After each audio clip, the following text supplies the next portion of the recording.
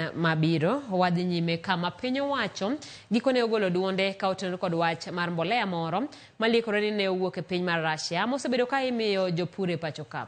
Jagoro mogirore migawo mar pur Kiprono Rono wacho ni mbolea mane oor kowuok piny Russia en mane pok otiek losi ka bende ne gin mwandu ma itiyogo e loso mbolea. Isaac Okech ni kod mathoth. Jagoro maongirore migawo mar pur Kiprono Rono koro wacho ni piny Kenya ne ok oyudo mbolea mosetiek losi kowuok piny Russia. Mak mana ne gin gigo mitiyogo e loso mbolea.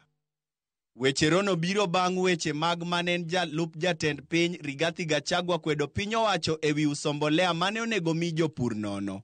We didn't get fertilizer first of all. It was a component for making fertilizer. That is a fact.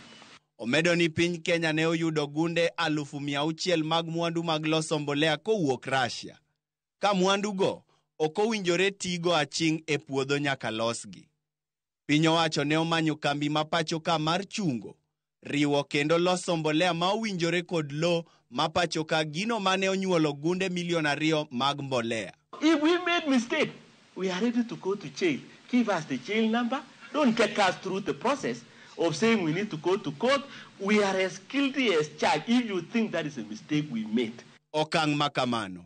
Kiprono wacho ni ne oneno duoko piny nengo mbolea e kind shillings 2,500 kod 3,800 kaluwore kod gigo mane omedie mbolea.